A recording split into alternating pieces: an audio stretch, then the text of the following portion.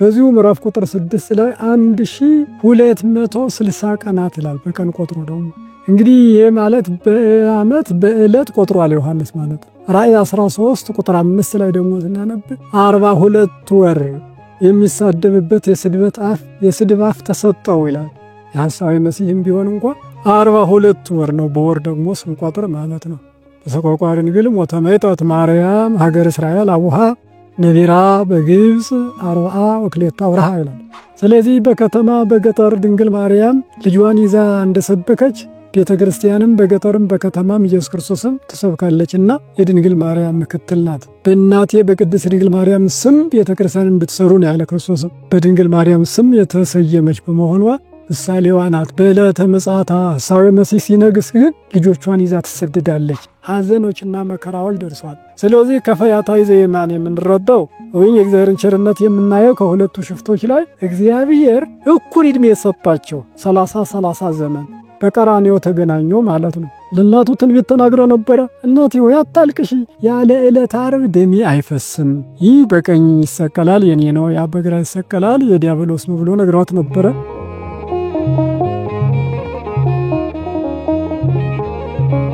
በስመ አብ ወወልድ ወመንፈስ ቅዱስ አሐዱ አምላክ አሜን። እግዚአብሔር አምላካችን በሰማይ በምድር የሚመሰገን በምድር በደቂቀ አዳም የተመሰገነ ይሁን። እግዚአብሔር አምላካችን አስቀድሞ ለነቢያት ኦሪትን ያናገረ ሆኖም በሐዋርያት ወንጌልን ያስተማረ ከሰለስቱ ምዕት ጉባኤ ተገኝቶ የመራና የመከረ እኛን ጉባኤ እንዲባርክ እንዲቀድስ ቅዱስ ፈቃዱ ይሆንልን።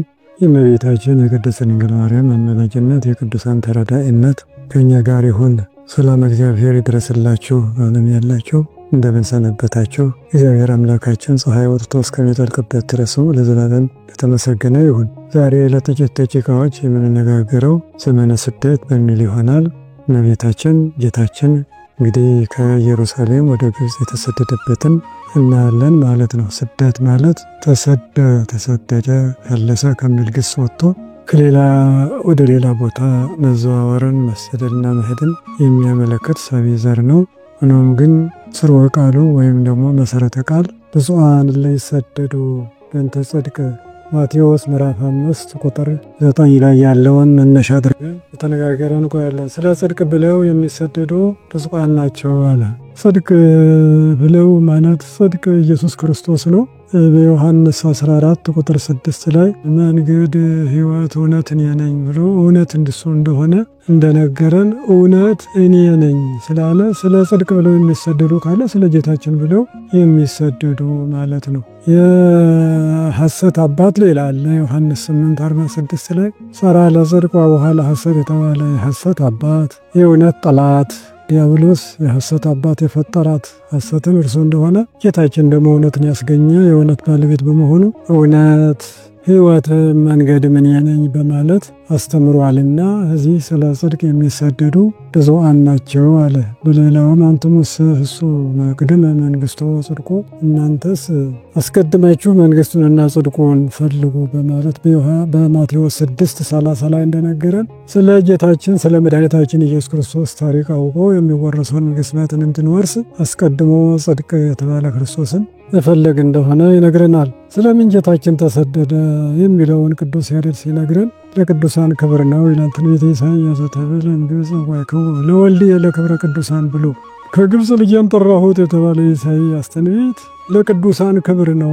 የጌታችን መሰደድ ስደት ለቅዱሳን ውርደት መስሎ እንዳይታያቸው ለቅዱሳን ክብር እንደሆነ ለማሳየት ነው። ብቻ የሚሰደዱ ብፁዓን ናቸው ብሎ አስተምሮ እንዳይተው በተግባርም ተሰዶ ለማሳየት በተግባር ለመፈጸም የቅዱሳን ክብር ነው ማለት ነው የተሰደደው። ስደት በሰይፍ መቆረጥና በእሳት መቃጠል ብቻ አይደለም፣ ከሀገር ወደ ሀገር መዘዋወርም ስደት ነውና እሞሙ ለሰማዕት ብሎ እመቤታችንን ሲተረጉም ምን ነው የሰማዕታት እናት አላት የጌታችን እናት አይደለችም ወይ ቢሉ የሰማዕታት ስደትን ባርካ የሰጠች እርሷ ስለሆነ እሞሙ ለሰማዕት አለ ይላል። ጌታችንም ይህን በማድረጉ ሲያስተምር ወሶበ ይሰድዱክሙ እምዛቲ ሀገር ጉዩ ሀበካሊታ የሚል ነውና ማቴዎስ 10:21 ላይ ከዚያች ሀገር ቢያሳድዷችሁ ጊዜ ወደ ሌላይቱ ሀገር ሽሹ ብሎ የሚያስተምር ስለሆነ በተግባር ራሱ ለማሳየት ስደትን ጀምሮ ባርኮ ሰጥቷቸዋል ማለት ነው። እንግዲህ ስደት በብዙ አይነት አለ። በጎላ ያለውን ለማየት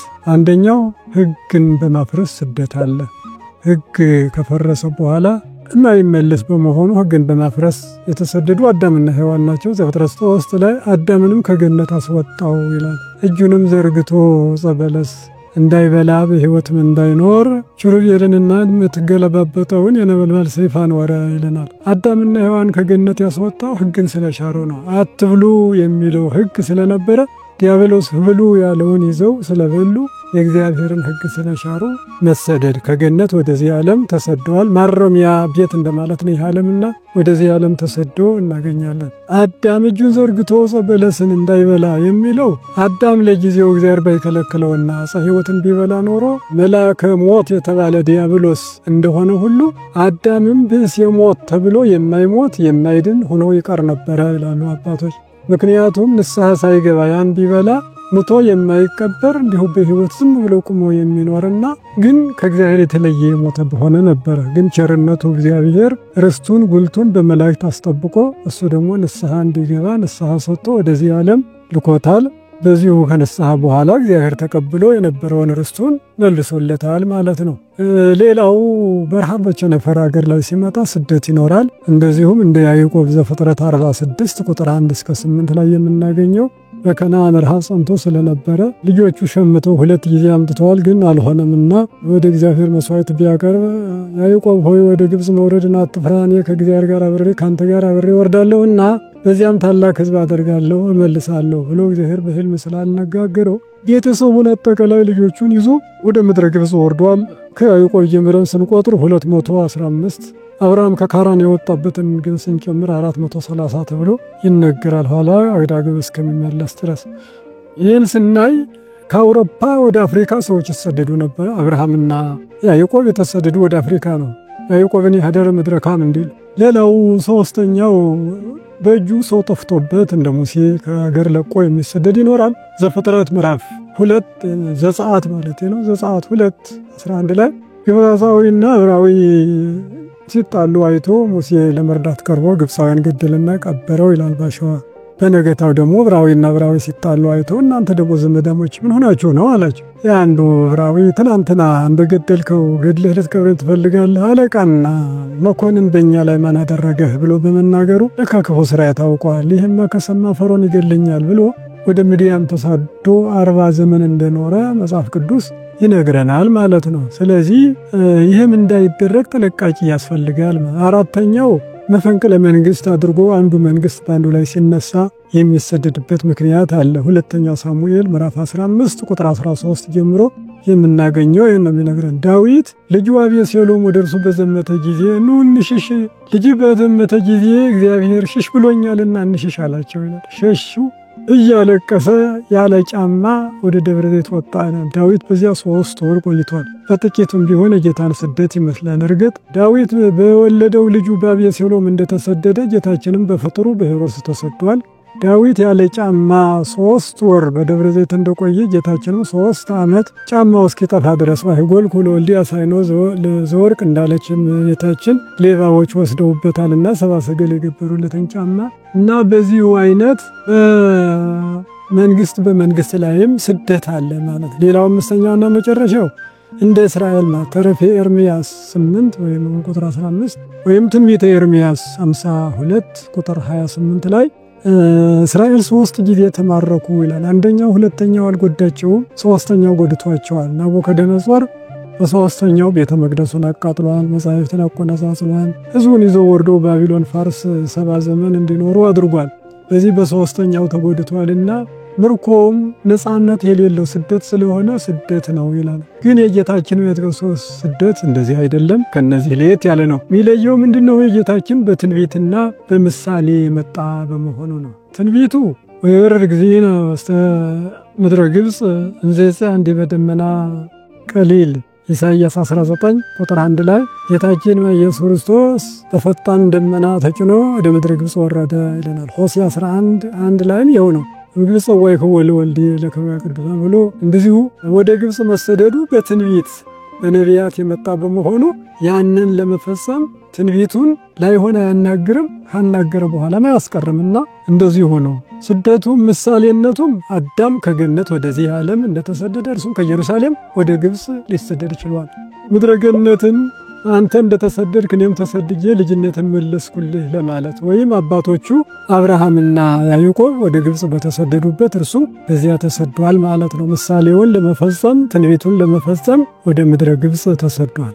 ጌታችን ስንት ዓመት ነው የተሰደደው የሚለው 3 ዓመት ከ6 ወር ነው። ዮሐንስ በራእዩ ምዕራፍ 12 ቁጥር 14 ላይ ዘመነ ወአዝማነ ወመንፈቀ ዘመን አዲ ይንበሩ ይላል። በዚያ ዘመን ያለው 1 ዘመን፣ አዝማን ያለው 2 ዓመት፣ ወመንፈቀ ዘመን ያለው መንፈቅ 3 ዓመት ከመንፈቅ በዚያ እንዲኖሩ ቀድሞ የተነገረው ትንቢት ስላለ 3 ዓመት ነው። በዚሁ ምዕራፍ ቁጥር 6 ላይ 1260 ቀናት ይላል። በቀን ቆጥሮ ደግሞ እንግዲህ ይሄ ማለት በዓመት በዕለት ቆጥሯል ዮሐንስ ማለት። ራእይ 13 ቁጥር 5 ላይ ደግሞ ስናነብ 42 ወር የሚሳደብበት የስድብ አፍ ተሰጠው ይላል። የሐሳዊ መሲህም ቢሆን እንኳን 42 ወር ነው በወር ደግሞ ስንቆጥር ማለት ነው። በሰቆቃወ ድንግል ሞተመይጠት ማርያም ሀገር እስራኤል አቡሃ ነቢራ በግብጽ 42 ወርሃ ይላል። ድንግል ማርያም በግብጽ ምድር 42 ወር ተቀምጣ ወደ አባቷ እስራኤል ሀገር ተመለሰች ይለናል። እና በወር 42 በዓመት እንዲሁ 3 ዓመት ከ6 ወር በዕለት ደግሞ እንዲሁ 1260 ብሎ ዮሐንስ በራእዩ ዘርዝሮ ይነግረናል ማለት ነው።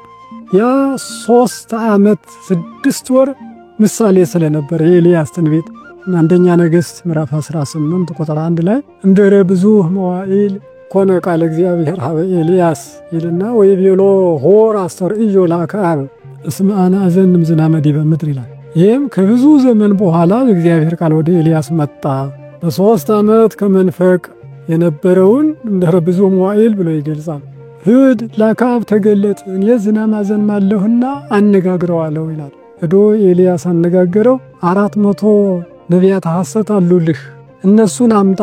ቤል ጣዖት ወይም ደግሞ ዳጎን አምላክ ከሆነ እርሱን አምልኩ፣ እግዚአብሔር አምላክ ከሆነ እግዚአብሔርን አምልኩ። እስከ ማይዜኑ ተሐነክሱ በክሌ ጀጋቲክሙ፣ በሁለት በደል እግዚአብሔርን እንዴት ትበድላላችሁ? የሚጠራጠሩትን አንካሳዎች ብለዋል። አንከሰ ተጠራጠረ ቢሆንም እንኳን እንዲሁ የሚያነክስ ያለ ባሰበበት ቦታ ፈጥኖ እንዳይደርስ ጥርጥር ያለ ሰውም የፈለገውን ሁሉ ለጊዜው አያገኝም ማለት ነው። እና አቀረበ። 400 ነቢያት ሐሰት ነበሩት።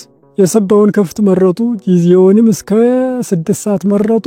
ስማነ ቤል ስማነ ዳጎን እያሉ ስጋቸውን ወጉ፣ ደማቸውን አፈሰሱ። እስከ ሀየሎሙ ደም ይላል። ደም አዙሮ እስኪጠላቸው ድረስ ግን መልስ አልነበረም። 9 ሰዓት ሲሞላ ኤልያስ አስወግዱ ብሎ የራሱን አቀረበ መስዋዕት። እግዚአብሔርም ጠራ። አምላክ አብርሃም፣ አምላክ ይስሐቅ፣ አምላክ ያዕቆብ እኔ ሾመሸለም ብዬ አይደለም አምላክነትህን ይህ ሕዝብ ይወቅ ብሎ ጮኸ። ከሰማይ እሳት ወርዶ መስዋዕት የተሰዋውን ስጋውን፣ እንጨቱን፣ ድንጋዩን በልቶ ለመጀመሪያ ጊዜ እሳት ውሃውን ጠጣ። ከመሬት ጋት ያህልሶ እሳቱ ወደ ሰማይ ተመለሰ። ትክክለኛው አምላክ አብርሃም ነው ብሎ ሕዝቡ ለኤልያስ አምላክ ሕዝቡ ሰገደ ይላል። 400 ሐሰተኞች ነቢያትን በፈለገ ቂሶን አውርዶ አስገድሏል። ቀርሜሎስ ወጥቶ ጸልዮ ደመና መጣ። ለመጀመሪያ ጊዜ የተዘራው ላጨዳ የደረሰ፣ ለሁለተኛው ዘመን የተዘራው እሸት ሆኖ፣ በመጨረሻው ዘመን የተዘራው ደግሞ ብቋያ ሆኖ ለታምራት ተገኝቷል። ስለዚህም ቀላል ወይም ፈጣን ደመና የተባለች እንተባማን ንጹሕ ዝናም የተባለ ልጅዋን ይዛ ከኢየሩሳሌም ወደ ግብጽ 3 ዓመት ሄዳ የነበረችው ደመና ኤልያስ ድንግል ማርያም ነበር። ንጹሕ ዝናም ኢየሱስ ክርስቶስ ነበረ። እርሱም ከ3 ዓመት ከ6 ወር ከተመለሰ በኋላ ልጅነትን፣ ጥምቀትን፣ ሥጋ ወደሙን ስለሰጠ በታምራት ለደረሰው አዝመራ ምልክት ነው ብለዋል አባቶቻችን። የኤልያስን ትንቢት ድንግል ማርያም ፈጽማለች። የድንግል ማርያምን ትንቢት የምትፈጽም ደግሞ መጨረሻ ዘመን ቤተ ክርስቲያን ናት። በሐሳዊ መሲህ ዘመን የሚነግሰው 3 ዓመት ከ6 ወር ነው ብለናል። ራእይ 13 ቁጥር 5 ላይ እንዳየነው 42 ወር ሐሳዊ መሲህ የውርስ ምሳሌ ስለሆነ ነው። ቤተ ክርስቲያን ደግሞ የቅድስት ድንግል ማርያም ምክትልና ወኪል ናት። ድንግል ማርያም ያለ ዘራ ቢሲ እንደወለደች ክርስቶስን ቤተክርስቲያንም ሕፃናትን ያለ ዘራ ቢሲ ትወልዳለች። ቃለ እግዚአብሔር ኢየሱስ ክርስቶስ ከድንግል ማርያም እንደተገኘ መጽሐፍ ቅዱስ ቃለ እግዚአብሔር በቤተክርስቲያን ይገኛል። ድንግል ማርያም በናዝሬት በገሊላ ብቻ አይደለም፣ ሀገረ ዳዊትን አድባረ ይሁዳን ጮቄውን በእግሯ ጠቅጥቃ ሄደች ወደ ቤተ ዘካርያስ። ስለዚህ በከተማ በገጠር ድንግል ማርያም ልጇን ይዛ እንደሰበከች ቤተ ክርስቲያንም በገጠርም በከተማም ኢየሱስ ክርስቶስን ትሰብካለችና የድንግል ማርያም ምክትል ናት። በእናቴ በቅድስት ድንግል ማርያም ስም ቤተ ክርስቲያን እንድትሰሩ ነው ያለ ክርስቶስ። በድንግል ማርያም ስም የተሰየመች በመሆኗ ምሳሌዋ ናት። በዕለተ ምጽአት ሐሳዌ መሲሕ ሲነግስ ግን ልጆቿን ይዛ ትሰደዳለች። የውሻ የእሪያ መስዋዕት ያቀርባል።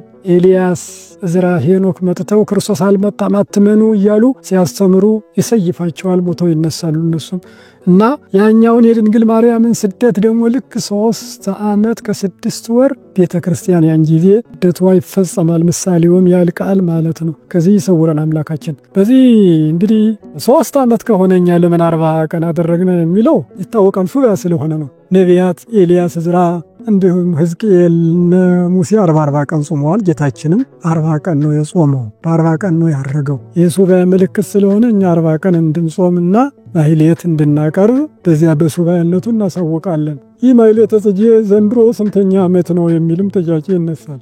2ኛ ዓመቱ ነው። 2 3 ለማለት 1 ማለት ያስፈልጋልና 1ኛ ዓመት የሚሆነው መስከረም 26 እሁድ ሲውል 1 ዓመት ይባላል። በ2ኛው ዓመት ጥቅምት 2 ላይ ይውላል። ልክ እንደ ዘንድሮ ማለት ነው። ሰኞ የዋለው እሁድ የዋለው ሰኞ ማክሰኞ እያለ ወደፊት ስለሚገፋ አምና እሁድ ውሎ የነበረው 26 ከጀመረ መስከረም ጥቅምት 2 ቀን ጽጌ ይገባል ማለት ነው። በ2ኛው ዓመት ጥቅምት 2፣ በ3ኛው ዓመት ጥቅምት 1፣ በ4ኛው ዓመት መስከረም 30፣ በ5ኛው ዓመት መስከረም 29፣ በ6ኛው ዓመት መስከረም 28፣ በ7ኛው ዓመት መስከረም 27 ይውላል። ከዚህ አይወርድም ከዚህ አይወጣም። በ7ቱ ዕለታት ከመስከረም 26 ከጥቅምት 2 ሲመላለስ ይኖራል ማለት ነው። ዘንድሮ የ2ኛው ዓመት ጽጌ ተብሎ ይነገራል ማለት ነው። እንግዲህ ይህን ካየነው ትንታኔ እመቤታችን በስደቱ ጊዜ ያገኘችውን ጥቂት መከራዎችን እናስታውስ። አንደኛው ጌታችን በተወለደ በ40ኛው ቀን ቤተ መቅደስ ይዛ ገብታ ነበርና የአይሁድን ስርዓት የፈጸመባቸው ታላላቆች ስርዓቶች ሁለቱ 8 ቀን ሲሆን ቤተ ግዝረት መግባት፣ 40 ቀን ሲሆን ቤተ መቅደስ መግባት ብሎ ርግዞ ግን አይነቅ ይዞ ነውና እነዚህን ስርዓት አይሁድን ለመፈጸም እዚያ ሲገባ 500 ዘመን የሆነ ሽማግሌ ስምዖን የሚባል ነበርና እርሱ ሕፃኑን አይቶ ትንቢት ተናገረ። ዝንቱ ሕፃን ስዩም ለድቀቶም ለተንሶቶም ለእስራኤል፣ ይህ ሕፃን ለእስራኤል መነሻና መውደቂያቸው ነው፣ አምላክ ነው ብለው ለሚያምኑት ትንሣኤ ዘለክብር የሚሰጥ ነው፣ አማላጅ ነው፣ ነቢይ ነው የሚሉ ካሉ ደግሞ መውደቂያቸው ነው በማለት ስለ ሕፃኑ ትንቢት ተናግሮ ወለኪሰ ይበው ውስተ ልብኪ ኩናተ ኑፋቄ፣ እንደ ጦር ከሁለት ልብን የሚከፋፍል ሰይፍ በልብሽ ያልፋል ብሎ በእመቤታችን የሚደርሰውን ሐዘን በዕለተ ዓርብ ምን ያህል መከራ እንዳለ ነግሯት ነበርና ነቢይ መሆኗን እርሷ ማውቃ ምርር ብላ አልቅሳ ነበርና የሐዘናት ሁሉ መጀመሪያ ከዚህ ይጀምራል ብለው መጀመሪያ አድርገውታል አባቶቻችን። ሁለተኛው ጌታችን 2 ዓመት ሲሆነው እንደ ትንቢታቸው 70 ሰገል መጥተው ወርቅ፣ ከርቤ፣ ዕጣን ገብረዋል። ኢየሩሳሌም ሲገቡ በስቶ ስላየ ሄሮድስ ደነገጠ ይላል። ምክንያቱም እስመ ላሁ ነገሥተ ምድር ተጋቡ ወመጹ ኅቡረ ይላል። የምድር ነገሥታት ሁሉ በአንድነት መጥተዋልና ምንቶሰ ዘንተሪዮሙ አንከሩ፣ እነዚያ ነገሥታት ግን አይተው ደነገጡ። ደንገጹ ወፈሩ ሐዞሙ ወረሃድ ወሐሙ በህየ ከመንተ ትወልድ፣ ምጥ እንደያዛት ወይም እንደምትወልድ ሴት ምጥ የያዛቸው ደንግጠው ፈሩ ብሎ ነቢዩ ዳዊት መዝሙር 47:3 ላይ የተናገረው ትንቢት ነበርና ንጉሡና ሰራዊቱ ፈሩ። ከምርኮና ከዘረፋ ያላረፈች ሀገር ናት ኢየሩሳሌምና ደነገጡ። ምን ሆናችሁ ነው? የይሁድ ንጉሥ የተወለደው የይሁድ ንጉሥ የት ነው? ልንገብር መተናል። ስንት ዓመት ሆኗል ኮከቡ ከታየ? 2 ዓመት ሆኖታል። መረጃ ይህን ያዘ። ካህናትን ጠየቀ በስውር። ካህናትም እንደተጻፈ በቤተልሔም ነው ኢሳይያስ 5:2 ተጽፏል ብሎ ነገሩት። ለ70 ሰገል ነገራቸው። 70 ሰገል ሰግዳችሁ ስትመለሱ በዚህ በኔኑ እኔ ደግሞ ሄጄ ሰግድለት ዘንድ አላቸው ይላል። ይሄ አሽሙር ወይም ደግሞ ሐሰት ነበር፣ ሊገል ነበርና በመላእክት ተረድተው በሌላ መንገድ ስጦታቸውን ሰጥተው 70 ሰገል ሄዱ። 70 ሰገል እንደዘበቱ ባየ ጊዜ እጅግ ተቆጣ ይላል ሄሮድስ። መረጃው 2 ዓመት መሆኑ ተረድቷልና ሕፃናት ዘክልኤ ዓመት ወዘይነ ስምኔሁ ይላል። 2 ዓመት የሆኑትንና ከዚያ የሚያንሱትን ሕፃናት ዘቤተልሔም ወዛዲያሚሃ ከቤተልሔምና ከአውራጃዋ የተገኙትን ሁሉ ንጉሥ ጢባርዮስ አዞኛል። ሕፃናትን ማር ወተት እየመገብክ ለወላጆቻቸው ርስት ጉልት ሰጥተህ ለወታደርነት ለመልምል ምረጥ ብሎኛልና ልጅ ያለ ልጅ ይዘህ ቅረብ ብሎ አዋጅ አስነገረ። ከገሊላ ከናዝሬት ከይሁዳ ከቤተልሔም የቀረ የለም። ልጅ ያለው ልጁን ልጅ የሌለው ተውሶ ይዞ ቀረበ። ወታደር አስከብቦ 2 ዓመትና ከዚያ የሚያንሱትን ጨርሷቸዋል። ይህን ዕድሜያቸውን የሚነግረን ማቴዎስ ነው። ምዕራፍ 2 ቁጥር 16 ላይ ይነግረናል። ቁጥራቸው ስንት እንደሆኑ ደግሞ ራእይ 14 ቁጥር 2 ላይ 144,000 ይለናል ዮሐንስ። ቁጥራቸውን እዚያ ዝርዝሮ ይነግራል። ዕድሜያቸው ደግሞ በዚህ ይህን ያህል ሕፃናት አስጨረሰ ይልና አባ ጊዮርጊስ ዘጋስጫ ሄሮድስ ከእባብ ይልቅ ይከፋል። እባብ ሕፃን ጋር ቢተኛ ሕፃን ቢጨብጠው አይነድፈውም ይላል። የሕፃኑ የዋህነት የእባቡን ክፋት ይሸፍነዋልና ሕፃን ቢጨብጠውም ቢይዘውም እባብ አይነድፈውም ይላል አባ ጊዮርጊስ። ሄሮድስ ግን ምንም ማያውቁ ሕፃናትን አስገድለዋልና ክፋቱ ከእባብ ይልቅ ክፉ ነው በማለት ያክፋፋዋል። ከቤተልሔም መሬት ቀይ ይሆናል ነጭ ይሆናል ይላል አባ ጊዮርጊስ። ቀይ የሆነው የሕፃናት ደም ፈሷልና፣ ነጭ የሆነው የሚጠባ ልጅ ጠፍቶ እናቶች ጡታቸውን አፍሰዋልና ነጭ መሬት ሆኖ ታየ ይለናል። እና በዚሁ አይነት ያ ሁሉ ተአምር ያ ሁሉ ሥራ ራሔልን ለእናቶች ጠቅሶ ይነግረናል። ራሔል መጽናናትን አልቻለችም ብሎ ለሴቶች አርአያና ምሳሌ አድርጓል። ለጊዜው ራሔል መቃብር እዚያ ስለነበረ እናቶች እየሮጡ እዛ ራሔል መቃብር ቢገቡ እየጎተቱ አውጥተው ገድሏቸው ነበርና ስለዚህ ራሔልን ጠቀሰ። ሌላይቱ በኤርምያስ 31:15 ያለች አንዲት ሴት አለች። ባሏ ሮቤል ይባል ነበረ። ሙቶባት በባሏ ተተክታ ጭቃ ትረግጥ ነበረ እስራኤል በባቢሎን ሳሉ። ሆኖም ግን ያ በባቢሎን ሳለ ጭቃ ስትረግጥ መንታ ወልዳ ፍቀድልኝ ብትል አልፈቅድም አለ። እዚያ ወለደች። የሰው ደም ያጸናል እንጂ ምንም አያረግርግጬ ብሏት ረግጣለች። እንባዋን በእጇ ተቀብላ ያለኑ በሰማይ አዶናይ ብላስ ብትረጨው እግዚአብሔር ሰምቶላት በዚህ ምክንያት እግዚአብሔር እስራኤልን ከግብጽ ሊያወጣ ችሏል ማለት ነው። ጩኸታቸውን ሰማኋቸው ላድናቸውም ወረድኩ ይላል እግዚአብሔር። እና በዚሁ አይነት እግዚአብሔር አምላክ እንደዚሁ ሕፃናትን በዚህ አይነት ሄሮድስ በጨረሰ ጊዜ ወናሆ መልአከ እግዚአብሔር አስተራዮ ለዮሴፍ በሕልም ማቴዎስ 2:13 ላይ በሕልም ለዮሴፍ ተገልጾ እንዲህ አለ። እንዘ ይብል ተንሥእ ንሣ ሕፃነ ወእሞ ወሑር ብሔረ ግብጽ።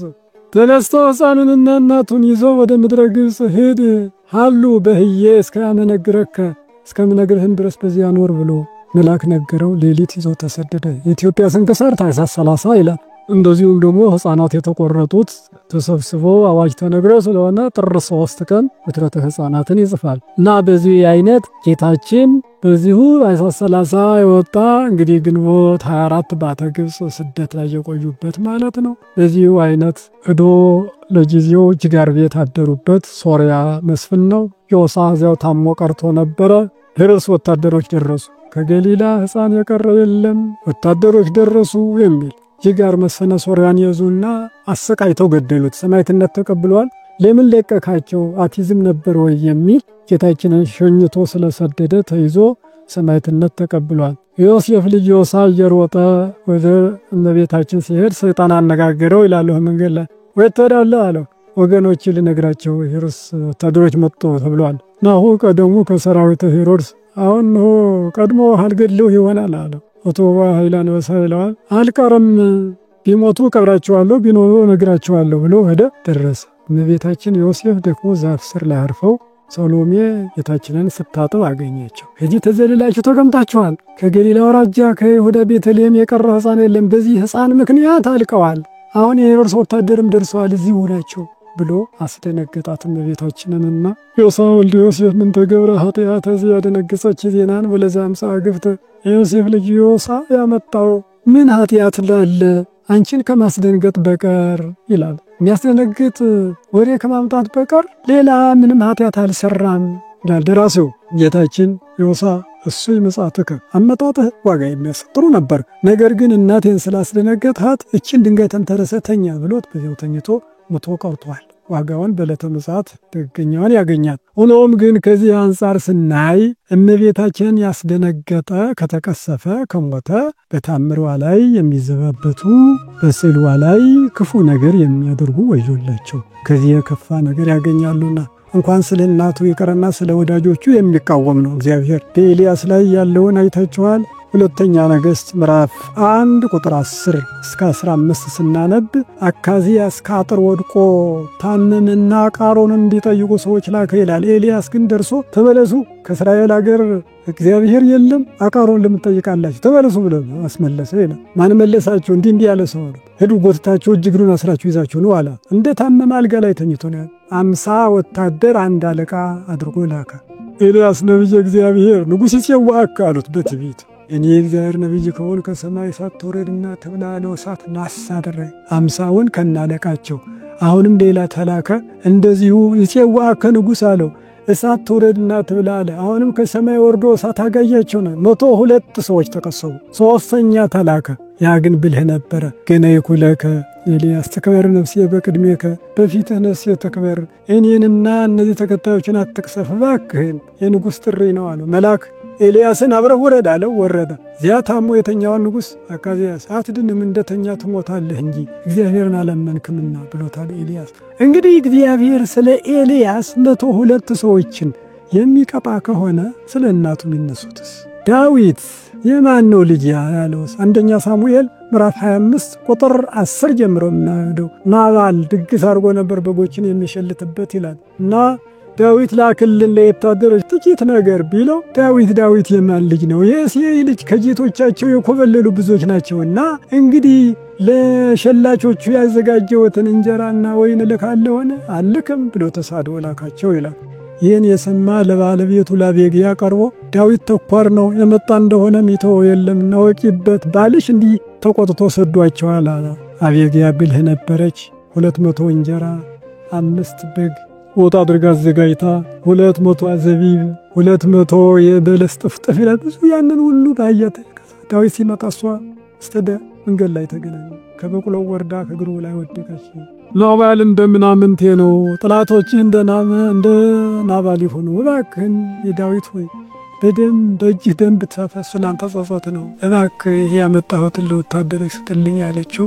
አንቺን የላከ እግዚአብሔር ይባረክ፣ በእጄ ደም እንዳይፈስ አድርገሻልና አይምሮሽ የተመሰገነ ነው፣ አንቺም የተመሰገንሽ ነሽ ብሎ ሐሳቧንና እርሷን እንዴት እንዳደነቀ እንዳመሰገነ እዚሁ መጽሐፍ ላይ ተጽፎ እናገኛለንና በነገታው ዳዊት መጥቶ ነበር ሊገልህ አለችው። ደነገጠ። በ10ኛው ቀን ተቀሰፈ ይላል። ዳዊትን የተሳደበ በዳዊት አብራክ ጌታችንና እመቤታችን ያሉት ታላቅ ነብይ ነው። ዳዊትን የተሳደበ ሰው እንዲህ ከተቀሰፈ እናቱ ላይ የተዘባበተስ? ማርያም እህተ ሙሴ ዘኍልቍ 12 1-15 አነባቸዋል። ሙሴ ላይ በመናገሯ ለምን ማርያም ሌላውን ነብይ በራእይ በሕልም እናገራለሁ፣ ሙሴ ግን እንዲህ አይደለም ቃል በቃል አፍ ባፍ እናገራለሁ፣ ሙሴ እግዚአብሔር መልክ ያያል ተብሏልና ብሎ በለምጽ አነደዳት ይላል። 7 ቀን ሱባኤ ይዛ ሙሴ ጸልዮላት ከለምጹ ድናለች። አሁንም ንስሐ ግቡ። ንስሐ ብትገቡ መልካም ነው።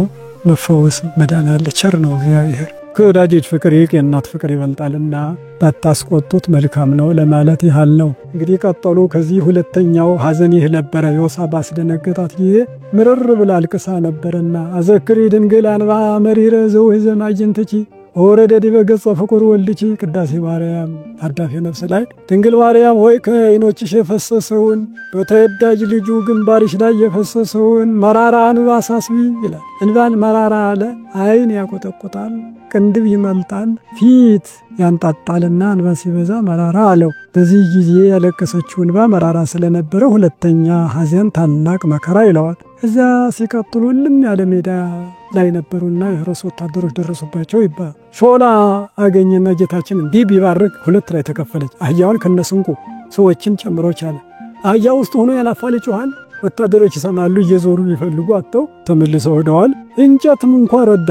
ራእይ 12 ላይ ምድር ረዳቻት ይላል። እመቤታችን ምድር ረድታለች፣ እንጨቶች ረድተዋል። ለጌታ የማይታዘዝ ስለሌለ ወደ ግብፅ የሚሄዱ ለጉብኝት እችን ዛፍ ያሳያሉ። ዛሬም አለች በሚል ጌታን የሰወረች ሾላ እየተባለች በወንጌሉ ሉቃስ 19 ቁጥር 2 ላይ ያለ አጭሩ ዘኬዎስ ከፍ ብሎ ጌታችንን ዘግዝቆ ያየበት ሾላ ያ ደግሞ በወንጌል የተጻፈ ነው። ሾላ ምንድነው? ስቁረተ ሰግላ እየተባለ በቅኔም በሌላም ታሪክ ብዙ ጊዜ ተጽፏልና የፊሳልጎስ ሰግላ ጌታችን የተሰቀለበት ዕፀ መስቀል ነው። ፍሬው ጌታችን ነው። ፍሬ ካፈራ በኋላ በ3 ቀን ቀይ ይሆናል ይበስላልና ሰዎች ሊበሉት ፍሬውን ይሰነጥቁታል። በውስጡ ትንኞች ወይም ነፍሳት አሉ፣ ብርሃን ያዩታል ይላል። ስለዚህ ሾላ መስቀል ከሆነ ፍሬ ጌታችን ከሆነ በ3 ቀን ደረሰ ማለት በ3 ቀን 3 ሌሊት ከርሰ መቃብር አድሮ ተነሳ ማለት ነው። ሰዎች ሊበሉ ሰነጠቁ ማለት ወድኑ ስለኛ ተወጋ፣ እጅግሩ ስለኛ ተቸነከረ ማለት ነው ይላል። በውስጡ ያሉ ነፍሳት ብርሃን እንዳዩ ሁሉ ከዚያ ወጥተው በሲኦል ያሉ ነፍሳት ወደ ብርሃን ወጡ፣ ከሲኦል ወደ ገነት ተሻገሩ ማለት ነው ብሎ ትንኞችን እንኳን ሳይቀር በምሳሌነት ፊሳልጎስ ያብራራዋል ማለት ነው። ከዚያ ተነስቶ ወደ ትዕማን ወደ ንግሥቲቱ ቤት ነው የደረሱ። ስመ እግዚአብሔር ጠራች እመቤታችን። የት አገር መጣሽ? ከይሁዳ ምድር። አንቺን የመሰለ ቁመናና መልክ ይዞሽ ፈበይ በይኖረሽ እንጂ አለቻት። ዮሴፍም ክፉ ለምን ያናግራል? ቢኖር ይሰጡታል፣ ባይኖር እግዚአብሔር ይስጥ ይሉታል እንጂ ፖቲፋ ምትባል ባሪያ ወርዳ እንዲሁ ዮሴፍን ቃጥታ ጌታችንን ከመቤታችን ጀርባ አንጠልጥላ ወደ መሬት ጣለች ይላል። ታምራት ይስራ አለ።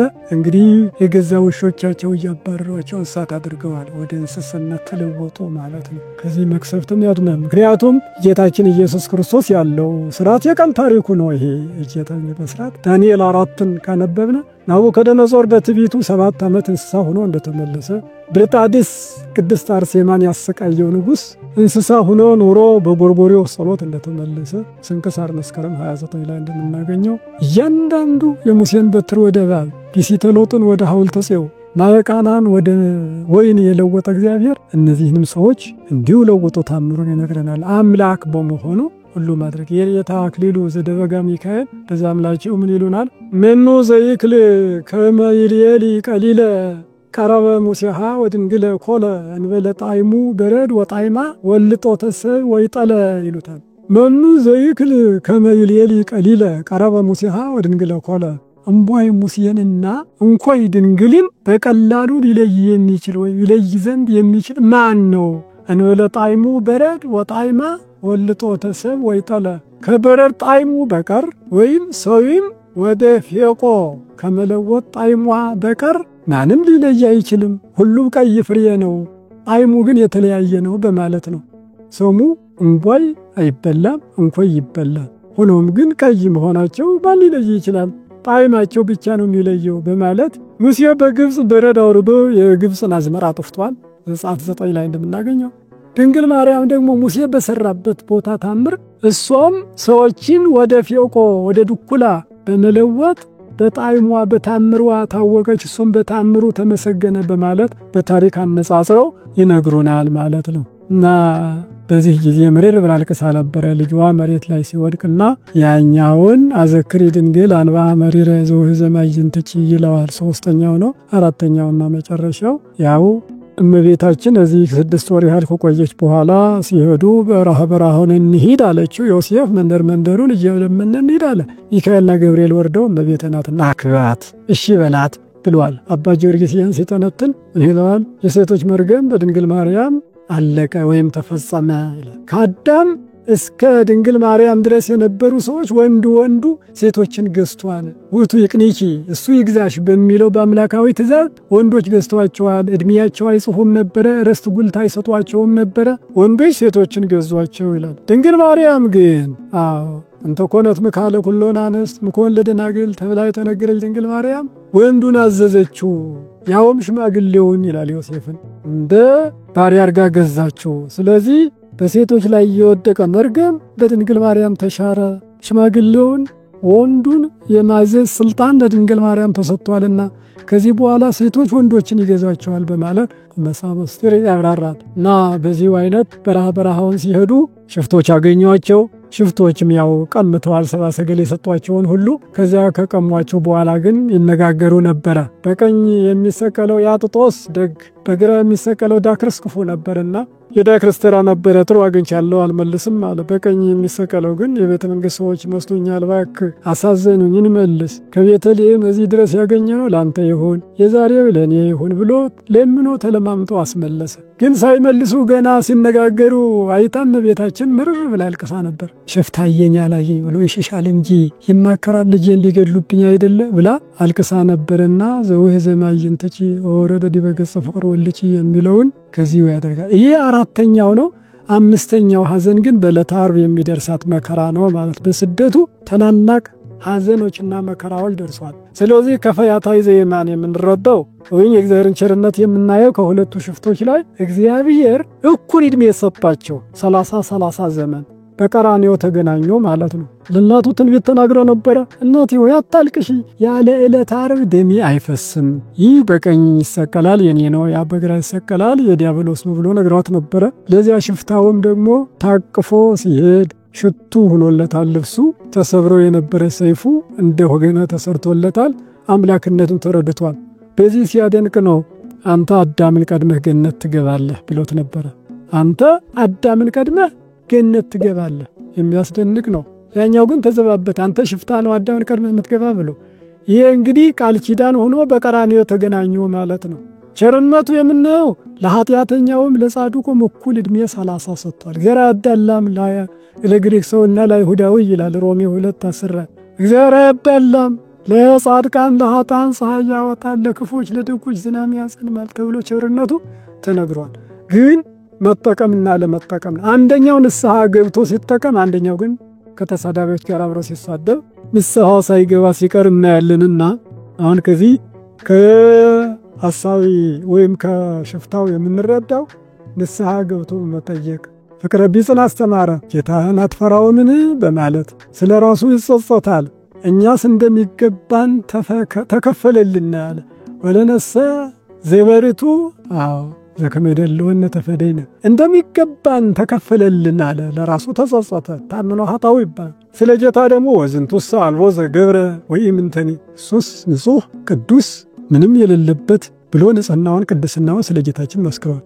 አራተኛ ተዘክረን ይዞ ዓመት መንግሥትከ ብሎ በመንግሥት ዕለተ ምጽአት ስትመጣ አስበኝ ስላለው ጌታችን በአምስተኛ ደረጃ ምን አለው?